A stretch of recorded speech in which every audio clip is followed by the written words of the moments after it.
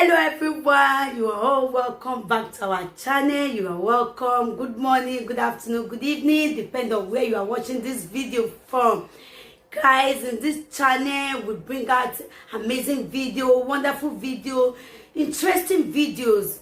Please do subscribe so that you can see more videos in this channel. As you do so, God bless you. Okay guys, I'm going to leave you to watch this video. Please do comment down below according to the video. As you do so, God bless you. So guys, I leave you. Please watch this video till the ending and see you all in my next video. Bye guys. Thank you all. To come and introduce myself that I love your daughter. I want to marry your daughter. I'm going out with your daughter. That's the meaning of introduction I do. Ne gbeme kena egbe na ya mi we otema kina ya ri egbe. Ana introduction. Egbe na iri odo wa egbe noko. I degbe we kere ya we egbe zomo. I egbe zomo me kere I otewa wa yan ti won egbe. I degbe we kere we egbe zomo egbe ya se me kere oge na egbe aso yota so ayota. That is the meaning of introduction. Now the marriage. Ete no bia kaya rigo ne no egbe no kune kai rigo ni ano demila ni na amu ja we egbe keyin. Bini na de marriage na do ni. A marriage na do ni. A marriage na do ni. There we ya fi we na gele ya we. A marriage na gbe canopy ye hoji is between the both family.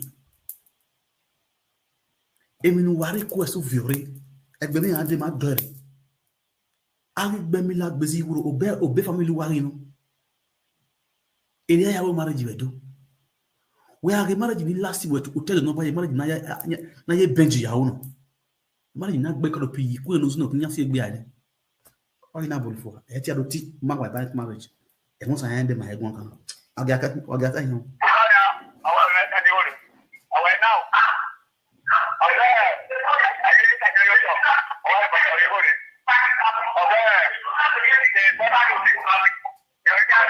You know one thing about all these children, because I know they call the guests, because we are called with a set of some set of guests. You know, you when they call, you know, even they hear your own person when they talk. Now the background, the cha in wa talo. I think when you work with me, where I could go to France. We are even one year talo nyanga me da kita no biokba emen weta we nya gi we hon only why watch the video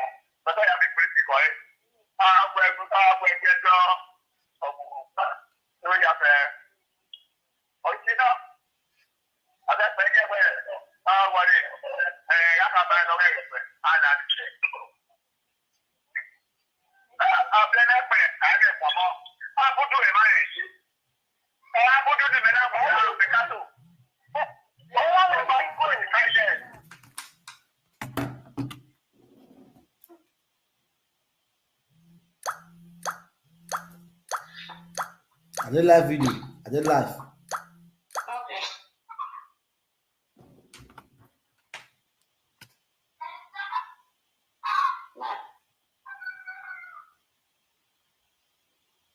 Cut on for that side. Oh, I just forgot cut on. Jesus. What are you doing?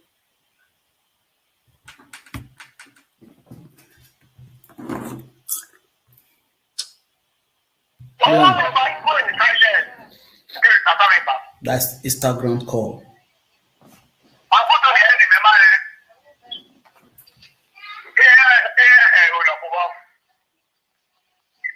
Okay. So I want you to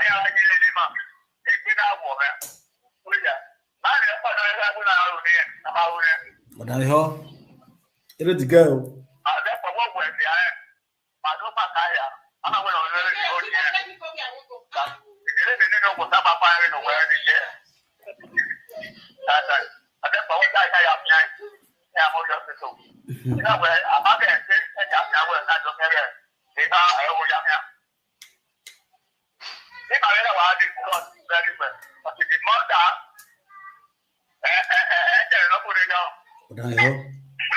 What is there?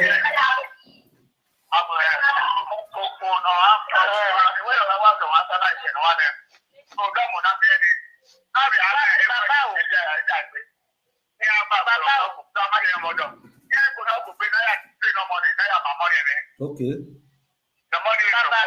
Okay.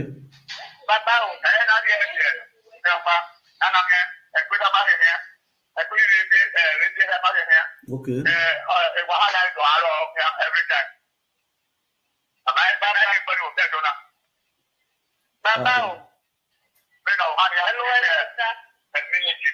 Hello, Baba Gwegwan, Baba Gwegwan. Hello, Baba Gwegwan, Damio, Baba Gwegwan. Hello, Baba Mudano, Ogu Gwegwan. Hello, Baba.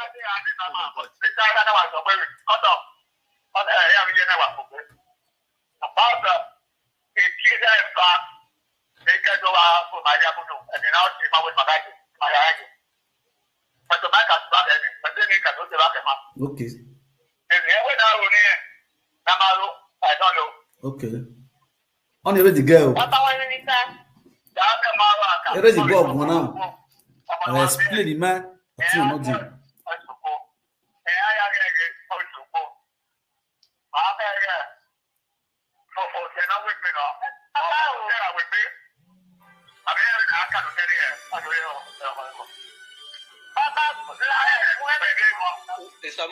Hello, Baba. Hello, Baba.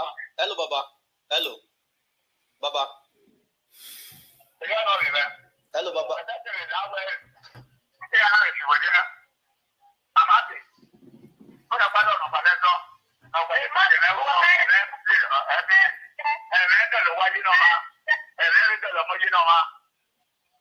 Hello, Baba Mudano, Ogu Gwegwan, Baba Webdamio, Gwegwan, Gwedamio. Hello, Baba Wedamio, Gwegwan, Gwedamio.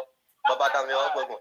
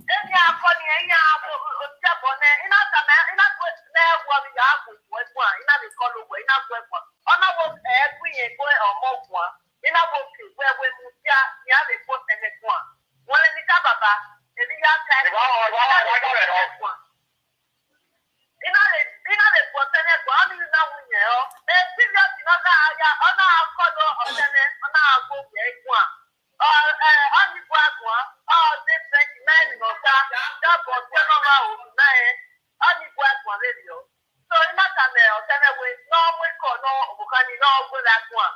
No, make it nice, no, my idea is face to face. That's what you know, you have one video call. You know, for you, I don't know what you know. So, not that give it, when I call the running. Here now, for me, there is a thing where imagine that, like, then we have to put it to no one or call it. No, there is where you're not more than 10 minutes. Here now, you know where so when we call it, I don't know what I know. You know where one is on our way, or take some edge of it to with now, worry, you have called us and you have a body one. And no, there, you know, we have a body and one. You know, where the notice I have the phone in the new day, so you might mean in the back. Oh, we're not the best continue. You can only know by enough call us and we are. But I go, what they are, what people ever read the barrier there. The social media, that's for you, we're calling there, we're to make one on our way out. You know, when you go out now, you might like it. When in the Sabbath, you know, we might like it.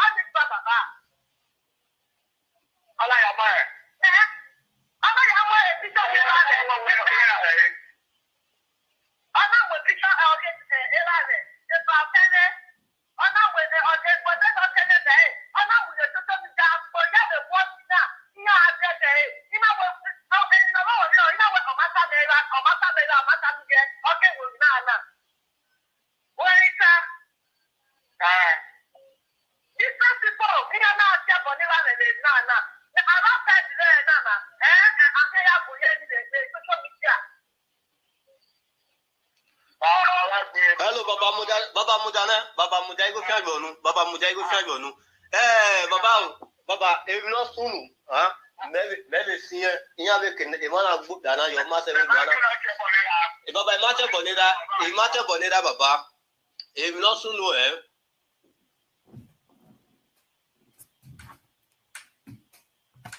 Now let's go to the second one. He gave him a picture of that.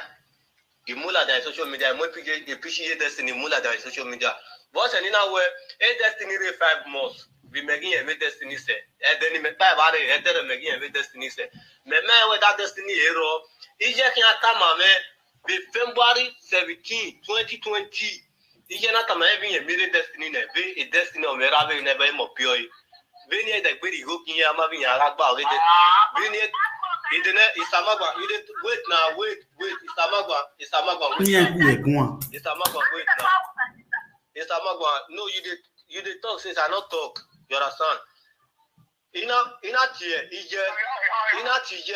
not a man, there is destiny, where we more young, when I will get an ability, and I go. Well, is your Guegua, is another time having a Gueguanabuki. But the same thing on a repeat, even. Before my work is the bobo, my better, my maro wapa, mazemiti, even Kamugua, even Tamition, mazemiti, a very mugamuba, or the terro de France, or the terro me, I one more, they can give I rest to the can I give every year. Upon any the lesser, it get 250,000 a year introduction, which that money does not supposed to go to the family, but every week of the end winning 1 million. All the end winner, very Donny. We Ovinia, Mamene, Bovinia winner, Bimokia Zigo Yapenabo, Kina, 250,000 said the family logger. He didn't just now what your mommy tell you. Ina said the go in a said the family logger. Anna Puse dating, Anna Puse a date introduction was on the 9 or on the 7 Colibera. In an confusion, and I'm going to introduction of my introduction, which in a corporate have a better or in a village, it another tabby. I will moving every year quick. Era me bari on like that. E but era me na be gwana nwa. Era na ba awe bo e vera bi yen ku. E na bo kenari toni go membe. Ba so ase ba ba we ari amade za ari gaza gaza. Wa ke ta man wa bo tun wa ma jo ne. Bi iwo ni e de gbe de na bo ke no problem. The family me na be gume gujo bi mo made mistake. O ma e ke ni go ni ati ni de ju wa. Ama we but you na be forget. Ego ni baze even bi mabo tun wa beze gbobo bi mabo tun wa beze gbobo ego me no lie ego re no ire bejo iba re bejo ire kino mata gboji iba wo soro bi bejo 800 euro iba send every day send go the PCR ije ki ita ma meje be house yo mo ma didi a be ni di 80,000 naira be ni ya de wa to keke bo kimi ni ya we mi jo be anything can lata better can ya we mi only the last day ni de ni calling yan se only the last day ni calling je se de igbe lati je na meje bi je e menu ta ma me na we no bi omo we ma me ti gbo bi gbegbon era ma me ti gbegbon na ri obo kan e we mi no bi e kan ya de ina ba wa igbon no ko bo je no kan e we me we me ta na baba only ti organ no de mo ti ni no ma okay. Oh, Jimoge no degi sunu. What's your one? I believe so on the year story. I do why and then one boy a poor wa down or if ye do. A kina ye we so do wa niya. Not be a young you will not wear mama. No 80,000 and good we are the hope. We are web. So that we are a guard war you can over here over one will be another tower over wegari. So we must setting go you see. So we setting go you go as easy. I don't understand. I don't know how to get not get a clue here. You understand? You get a misbehave for France. Now get belay for boy. The boy is okay before a bombing go do tradition. Majority of our women they do marriage for side marriage, side with belay. And for Bini, we all of us come. If get belay, majority now when they get belay, they go to do tradition. Sharp. Then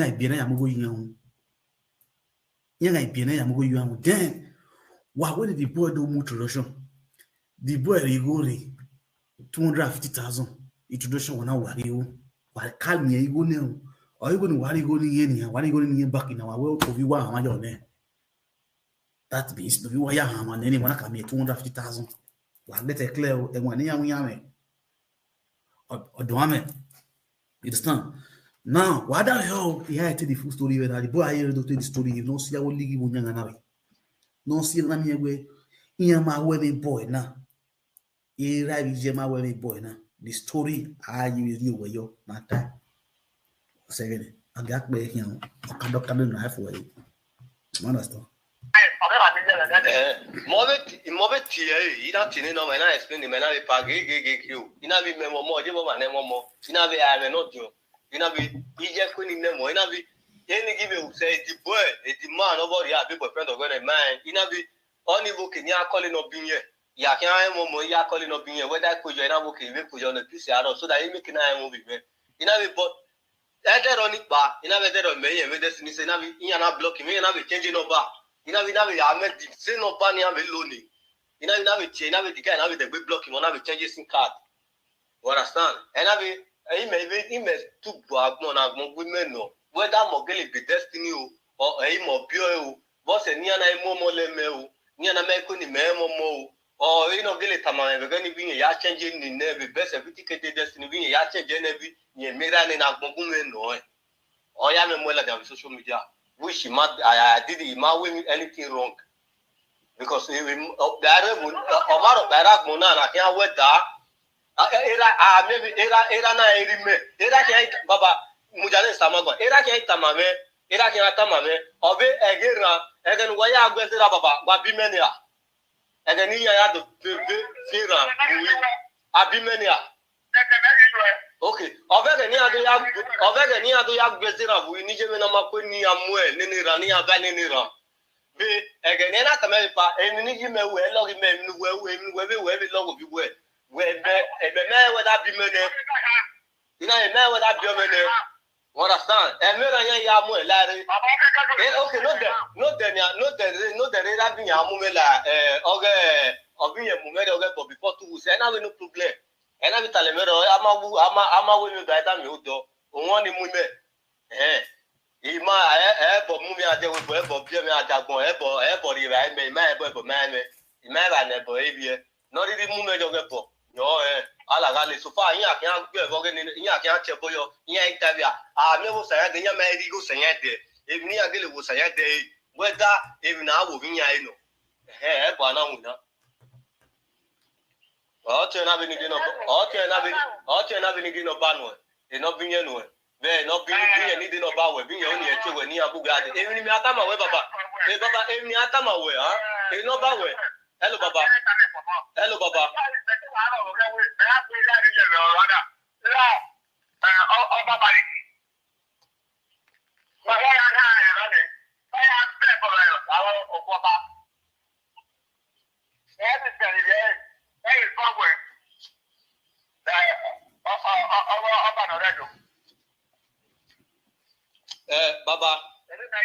Baba, eno tie eviyan di. Eno tie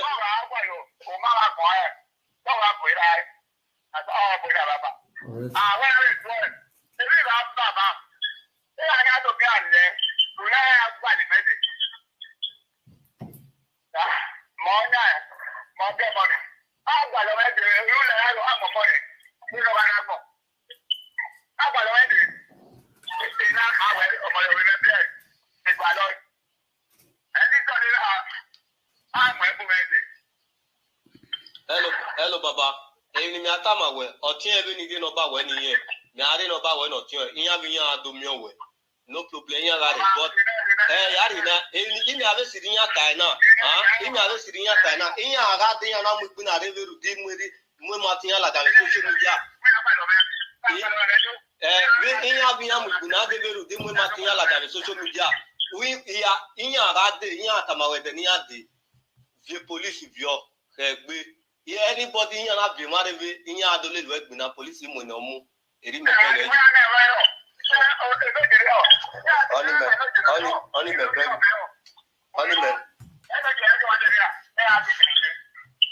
my baby. Because I won't mind that way, no?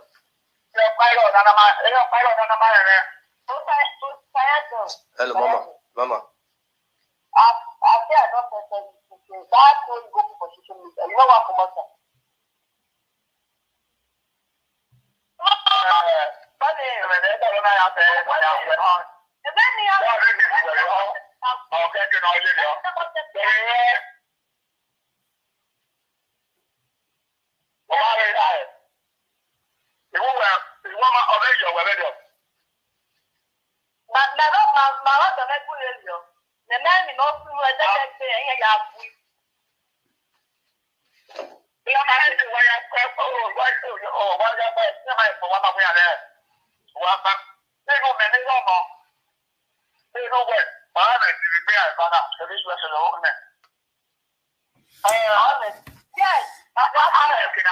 Yes, so my people, make I explain small. Now see matter, no say during this conversation, the boy threw some words out. We concern Iranaya vai, or a problem na root on. In olden days, when these boys and these girls they were not born, Osayande was not born, Evera was not born then. All those kind of village things now, even now only Vera, Papa, they go cut wood for Osayande Papa farm. The wood where they go cut so now Osayande Papa want you stay roof your house. If Osayande Papa son want to roof your house. Want to listen to.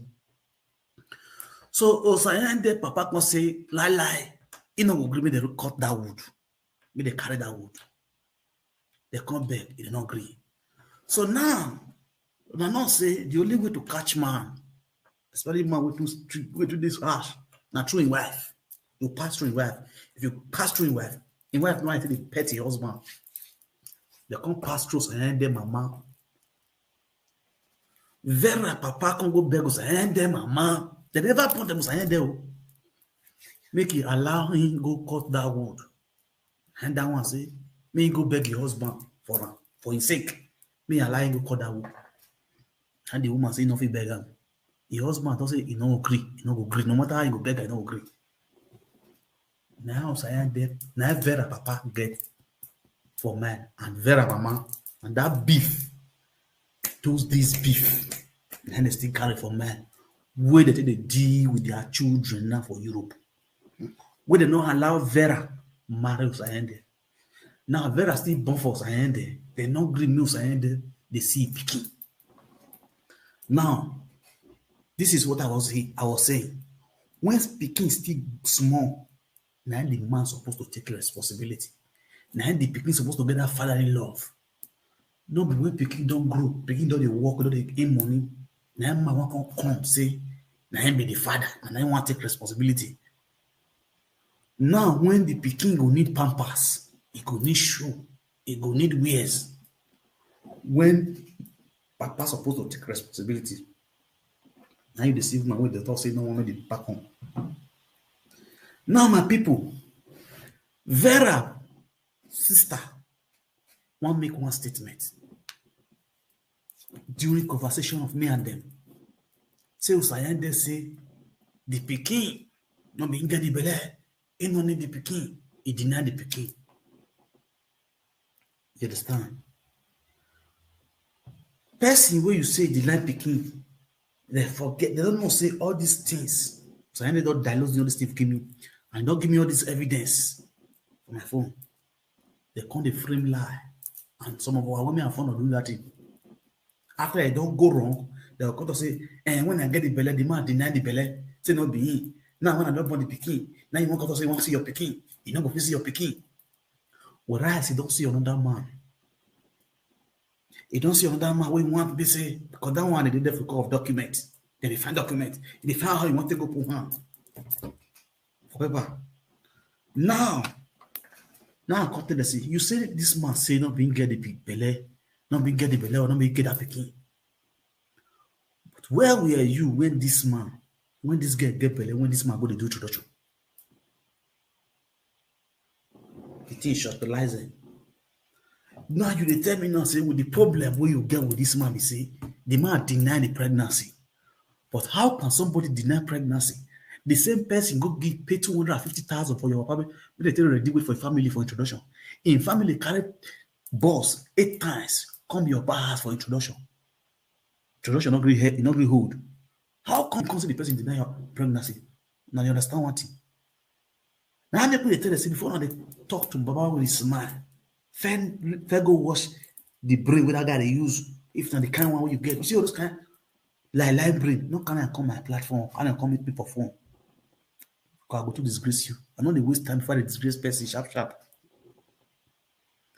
When you know say what you want to talk in a lie, not just cut down a number. If you are sure and you have evidence of what you are saying before you are called about this man. Oh, stop me now. When they see all this our guests, we go handle picking give their baby father. They go in Professor France.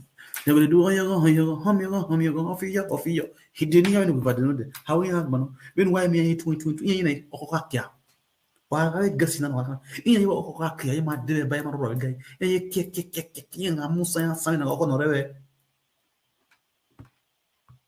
We are not doing any back of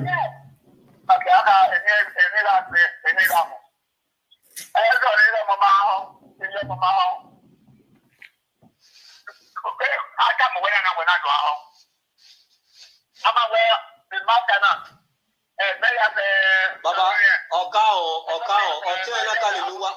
ọtún ẹ̀nà kalẹ̀ lúwa yìí wá lẹ̀, ọ̀kan ẹ̀mí ìyá ọ̀kalẹ̀ lúwa yìí wá.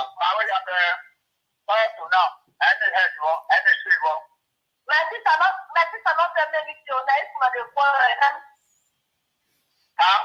no. Cannot discuss anything. Come out back and I don't know. I'm not afraid of it. I'm on the home. As I tell the radio, when I come up on them, while all I never. You know, my clever. I do.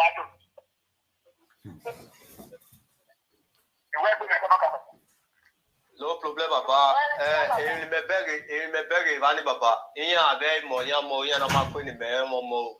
Can I say good? I say good. He may die. He and I'm not cool. As social media, he may for now, she's there. She's there.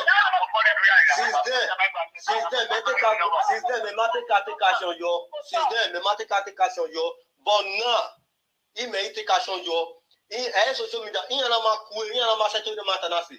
Then I am a destiny. In a master to say, social media, but even EPS, even TV, the drama. Iyan ya ti drama penya iyan ya ti drama o ma ro no bi eni bera emi ya fe no sun igbe ni ya ibi se de niyan iyan ya ti drama la je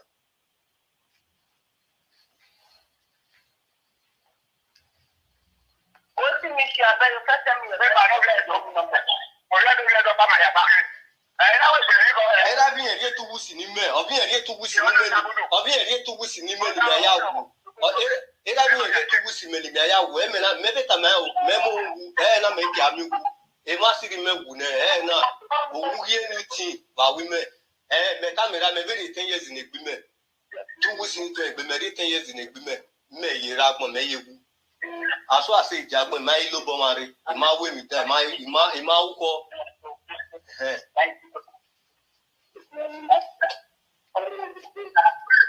But I want to meet Mona, just as it's not. Papa, you never family with the house and state of man. Or any cat men, the family of the Novel here. In my head, well, but that's all. My yard to Quati. When any cat, Marco Quati. Already. Wa kian baba iyan kian be bugbe ade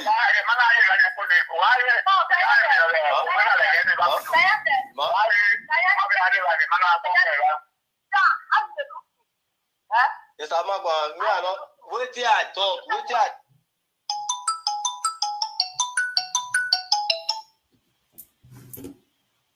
Hello?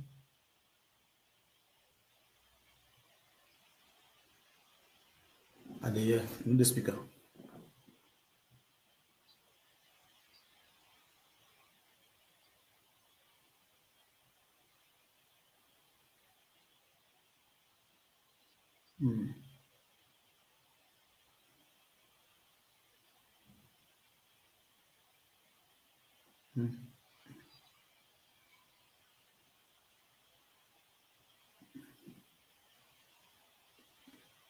Yeah. Yeah. Yes.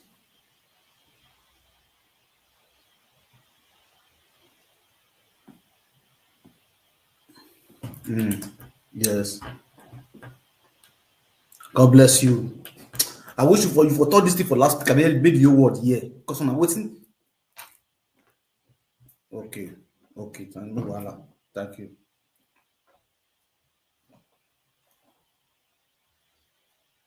I know. It don't pack insult. Give me my inbox don't for insult. My phone don't for insult.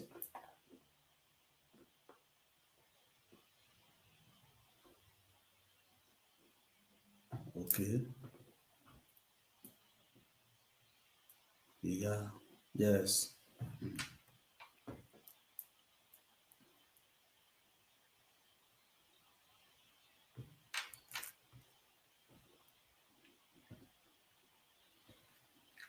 No, Wala, man. Thank you very much, man. Thank you very much for your contribution. I appreciate you. Okay, man. Thank you. so I say Blessing. no me no dey talk me no dey fear say wait now me no dey talk so now I say me my pack carry police wait for una in case una come and one fight that be wetin I talk. You arrest us. I don't want arrest una, but if una come say una wan carry fight come, they go arrest una. If you say you don't want to make the matter settle, you want to say the one thing.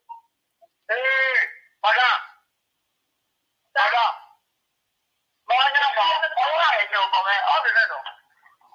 Whatever I say is the order.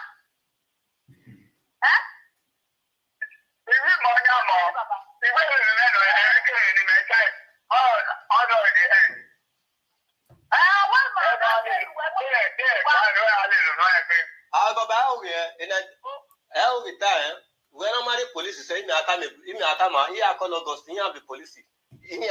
Police even muya but he can only look back now. You know what if you want to use that for your you know the do it to the people. You hear me so? Me don't matter. Why want to do it to the people? Which can be that one? Who should be carrying police? And then talk to your papa say I want the teacher that won't talk. It's Amagwa. Me want ask you question. See that time when the people okay, you take the follow my daddy they go down and place that time. So no, now you go show the road that first time. Even when they settle this matter, you see they go. No, when you follow my daddy that time, when you go show the road, say soon as. Even when they want to talk for this issue that time, but you they follow them, but you know the way you they see everything when they happen. Even because of this, even because of no, I'm not also you get my daddy phone number, but even because of this matter, my dad give them their enemy get acid them for Abudu. The last the one they say they go in a place, they get acid them for Abudu. You get what they talk just now? Huh? You say me go show your papa our house. That first time, the first visit. Not be me. Who can go show them? Not be me go. Not be me. Now phone the say talk me not there. Now the day when they want to talk to, now I take you around. Better to not be me ask your pa dey there. Not be me. Now let me say this way. Now let me say this way. Now that clear my own because I don't want me to call that for my head. I want to back we but problem or all any movie man. Everything movie man. Better not get out to carry my thing go give to another man. When he be say me I be papa, me I see there alive. Even though say I die, even though say me die today, say give my picking to another man, I'll draw and follow body. That boy, no good step. You know who say about this thing. Only what you have to do for your picture, no, you're like it's a dress man, it's a naked picking, not the dress and I get because that one there you teach to do for visual. The guy you teach to go for visual. You know who they just that job. So only what you before they do. Why just say like he carry the picking. I still say that it's born like they may take the picking. Finish. You know the dress.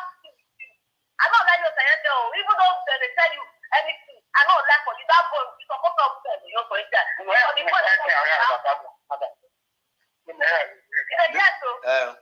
know the message of not the dark.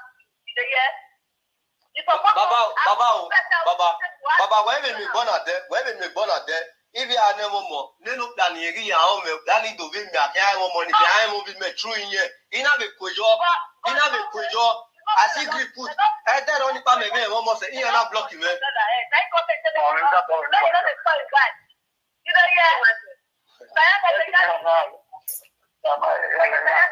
the year.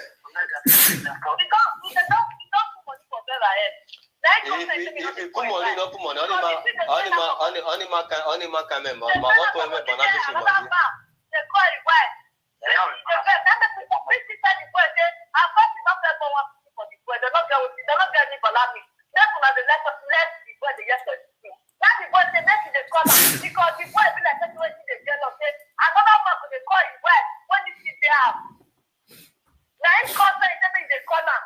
No problem. All day. This evening, now the boy go see call for the social media. He go see talk with the man. The boy go call. No,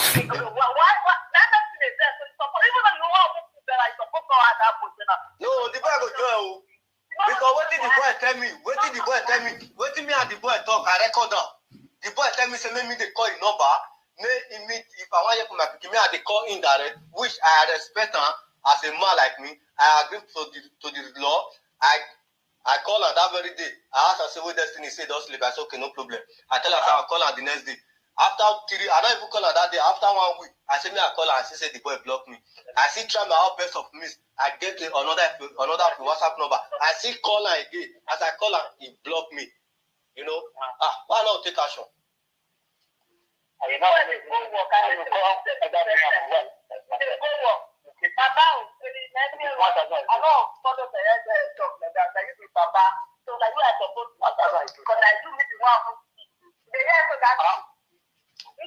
Madam? No, but hello, Baba. It's Amagwa. Hello? Hello? I think I take the meal with it. I never met it by then. I know fit because my daddy you need to see it for my family. My daddy need to see it for my family. I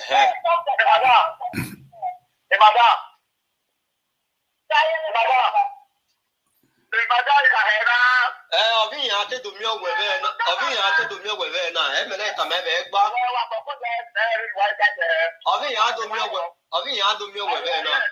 I do meal with it. I never back. I do meal with it. I never can back. We have a coming family where we family. How again?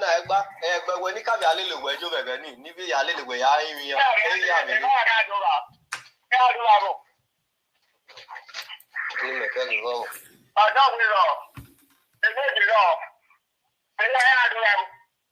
Okay, let's go to the last one before. Isota, which I see tell her yesterday, say, if I see tell her, say, see what I talk. Because me and before I tell daddy that word that time, now with Vera, not be 10 times, not be a back at Many your mommy, women, many men, they they tell pass say, through this Vera, kind they of saw thing. my mom.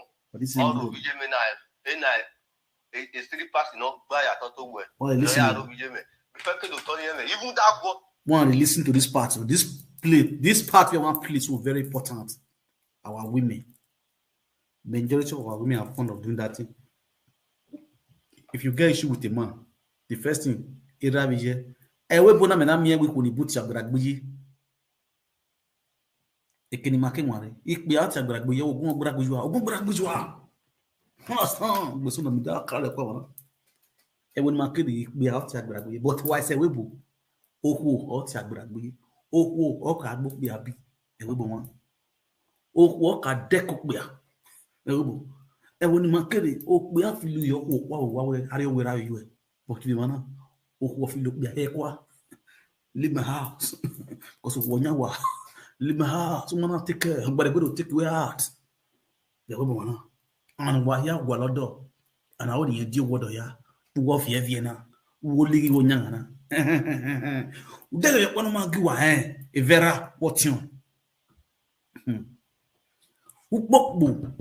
Na ya be yale. Abe ya be yawo. I'm you be no mafu. I'm your beer, no mafu. Madegen will have you one in a shaky. Now, I call you when you pick a call. I call you when you pick a call. What do you have been a guy? He told him, you are going to be this, you are going to be second hand. Second hand, working on you will become third hand. Third hand. I'm your every time. I'm okay. Either you feel going. You don't know. I go one. But when I talk, I said, sort of wish. I see tell her yesterday, say, if I see tell her, say, see what I talk. Because me and before I tell daddy that word that time, now with Vera, not be 10 times, not be a back at they call your mommy, call your daddy. They tell them, say, Vera, they insult my mom. All of you, and it's 3 passing not by a total word. Before I can tell you, even that word, when I talk, I said, when I beg your papa finish, your daddy can't give your mouth phone. Your mommy want to tell me, the mommy say, okay, so the waiting one make your daddy dey happy with me. Me I send money come. Now I call us okay, how much? He said, me I send 40,000 naira come. I send 46,000 naira. All the receipts when I pay the same money, they come for that time. They come for your daddy, not be you. They come for your daddy and your mommy that time. Both for Vera. All the receipts are not to wear anyone since that 2019. Since the first day when they say I know your sister, when Vera take step leg get out my house, when your mommy take call me around 3 o'clock, when they tell me say your daddy is sick, say he dey hospital, daddy don't need 100,000. A receipt you have to pay on my wallet. You must feel like what? Who's stressing? That's your mommy. That's your mommy. The first day when he say Vera come from France, come greet me. That first day, which your mommy call around 3 for night, 3 o'clock for night. When he call Vera. Vera help put the phone for last speaker. He say, "Be marara, era the hospital, era meti gwan. I never only go to talking in Dinania. Almost 100,000 naira. Okay, no problem. Mommy get that big. As soon as I met his send there, he go, okay. They break before 8 o'clock, before me go work. I go Western Union, I come send that money. The paper for the Western Union, all of them. Both the way my sister help me, the way I tell they give my sister money, it will help me transfer. When I used to even quarrel, when I take go meet my sister for Benjo. When I take go meet my sister for Benjo, when I take they do short off for Benjo for there, all the money when I got that was for 1 month was 800 euro. I pack everything, I pack and give your mommy. They'll say my dad, I'll come and they go say me, I call my family. Say that they come to me, they want to settle the matter. Say now my money, now my power want to. Now my money, now my power want to drink water. Now my money, now they want to drink. All these kind of things. I say no problem. But for peace to reign, the last day when the bitch I send money, give your mommy rich. Now be the day when the bitch say your mommy feel open mouth. Tell me, if I will tell your daddy sister make the Paris. Because that me I not fit keep her to secret to myself. Now your mommy open mouth tell me say they were every house or with Ferrari. You know how send the you go almost 50,000 naira. Ni pare booking me take what to ni ya when you do anything me can that come better. My sister husband deal with me for friends that day. We all get answered for train station. Now they have to call your mommy. Now I tell her to mommy, we also get that thing that they are doing. They are acting because okay, no problem. When they break, and I me call your mommy, now I tell mommy, say mommy, he said. Now I say mommy, he said, you know, I not come ever money when beer, when my make it go more one of you were here. Get a make it go one of you. Okay, book here when name no canary. I be with me, I make you work. We are with me making a family. Me, that big question when I ask your mommy, as I ask her that question, I call. Now that will be the first last one. If I send money, come give your mom rich. Even I even call your staff of Paris, I tell her. Even my mother, meaning all of them, they hear this matter. Me, I know they talk with you evidence, not this everything. All the way I take the same money, everything deal with me. Even all the voice record, all of them deal with me. If they even release me, they reason this matter. My family, I go even carry my family come to the social media. Say my papa, my mother, they go speak out. Even both my all of them, they go talk, come out. Say. You know what you do, eh? You hear me? I dey hear. Shana, that boy they send me message. So don't send me message. Well, he said make I come social media for 5 p.m. That 5 p.m. this evening. He said now they want to judge the matter. But you know what he said, you took go fast. Mr. Magwa, sorry, say I took go fast, but you have a life in there. If you are a destiny, I will not do. A destiny, I will not do. You know understand? Destiny now the first one when you say I get. And the way I take, the way that picking take come, the way that picking take come, me, I know they use destiny more than they play. Me, I pick there because of destiny, because inside that period now I lost my only brother when the bitch I get. That one, the next month, now your sister taking. You understand? That's why I don't go feel use that destiny they play. If another woman brought that picture for me, I'll forget about the picture. I don't go care whether that one they exist. But as well as say, only my picking, now my brother, now destiny is big. Now my brother, now is big. Now my picking. Me, I pick do anything. Whether I am alive, as your daddy talk yesterday, say, you two weeks me, where I went for nothing, I do. See the Vera. Now the Vera be this. As I said, no. Your daddy get her. Your daddy will be here more. That's it, better. Because my daddy not pick. My daddy not come up for us. My daddy not pick come up for us. They come because the last day when my daddy come on our side, when they come back to Benin, they get accident for Abudu. Not believe me when my daddy born. Not believe me. Not believe my mom. My dad married. You know if you go happen, me go see your family. I'll come from house, I'll leave my kid. I'll go see your daddy. If you want to go, me will they come. If you want to go, me will they direct you. If you want to go, if you decide all this, me will they direct you. If you want to go, my daddy family, they'll need to see this there. And some of my niggas, they'll need to see this there. You know what? Yes, so man, people, I agree to know better style. Wow, what idea. I get many voice record all the way from Nigeria. God, I just do my drink. It's unfortunate, say some parents, they are too funny. They are very, very funny. Some parents are very, very funny. You understand it now? Let me just listen a little bit.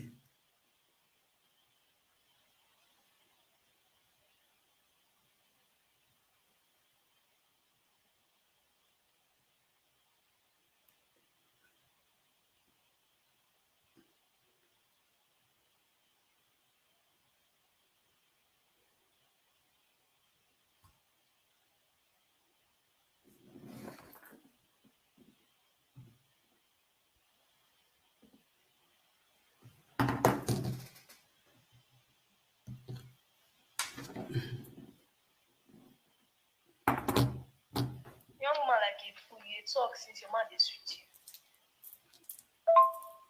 After you talk, I should really like her. You don't carry the family, everything, you don't carry all of them for sure. You don't carry all of them for sure. Wait, now, I'm not voice. I have to play this voice record. Yeah, understand? Young woman like a fool, you talk since your man is with you. After you talk, I should really like her. You don't carry the family, everything, you don't carry all of them for sure. You never know the kind of people they deal with you. You never know the kind of people they deal with. I swear, these people, as you have to carry all of them for this group, I don't carry all of them for stream then. I swear to God, plus you don't know the kind of person they follow the players, I don't understand. You don't know the kind of person they follow the play. Then my God, I can say the number because you go to the back like dog. I never understand you, they back like dog. Never know the kind of people they deal with. That's that this one I go make you design.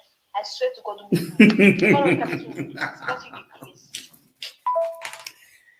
Hey God. Yes, so my people are great now, better star. Now see matter.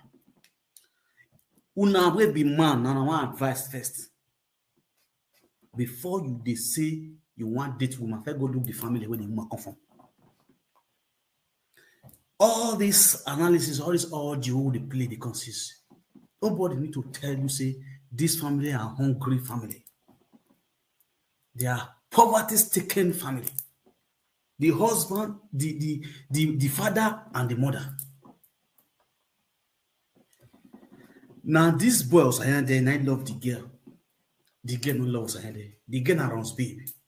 We move from all the way from France, come meet man for Italy, for Germany. Constantly away, and Beleko enter. Can you so imagine if Sayende said, Sayende na Mugu, another big Mugu, where they see better Mugu catch. Now the time Sayende contain wise.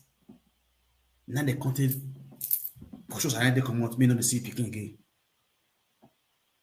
You understand?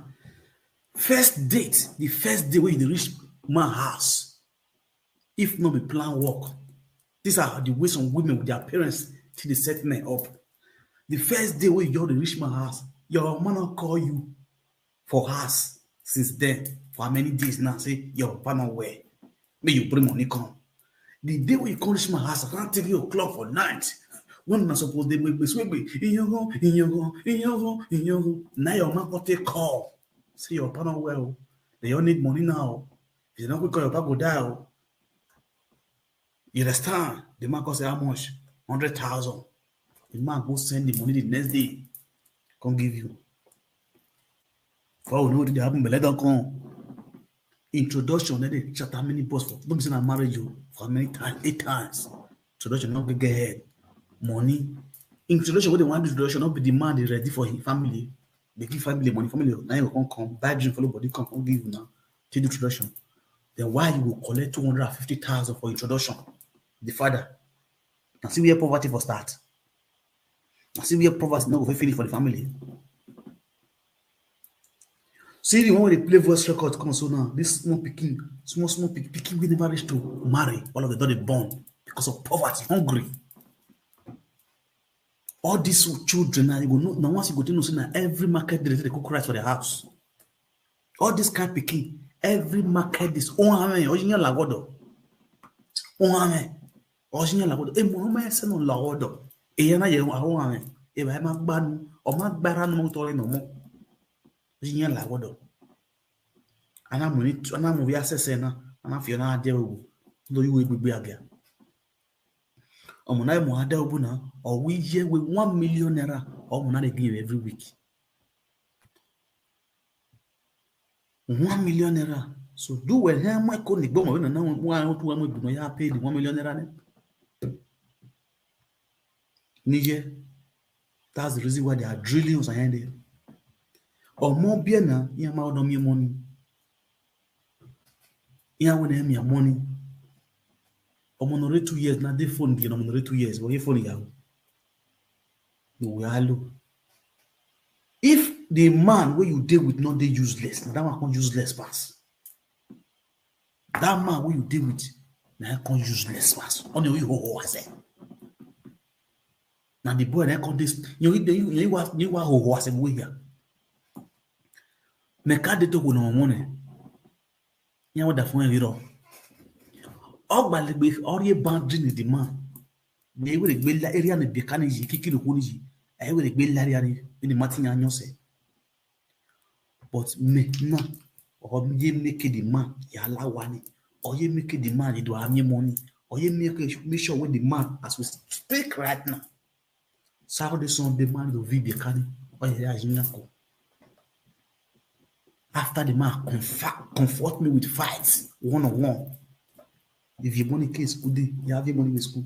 If you and day, literally, the man are blocking you there.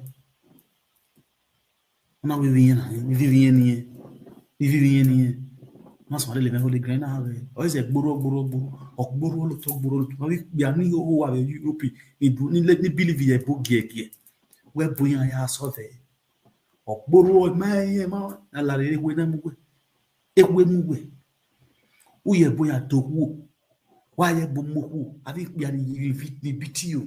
Uye bo mo hu. O ma ye no ya bi o me vano. Maybe benya ye station. Na kote cheni le ba bo la we gbe a. O respect boy. Fo dele ran le read zede ya do ze won ya ya Bible. You give me a kote chena calm down. O tell you we do it. La you can tell we do te go be gan.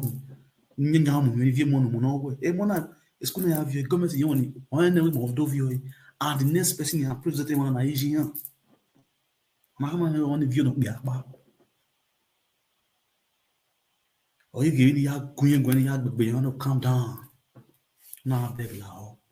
Imo mo we bu, ina mi imo mo. La o ni bi ami vi ba o. E ba we gun. You do ya gun e. And calm down. Na do vie mo. Na vie ne. Let me pin my number here. Mami number, your number ma. Someone should attack my number. Let me pin it down. You understand? You know the woman now, you know the view name, honey, you have to play with those children there. Or you worry. Yeah, so I pleaded with the woman to allow the man to be coming to the house to see his children. You understand? I don't beg you. Oh, yeah, no matter what. Despite we want to daddy. Lord is thicker than water. The real biological father is their father. You understand? Let those children know this is their real biological father.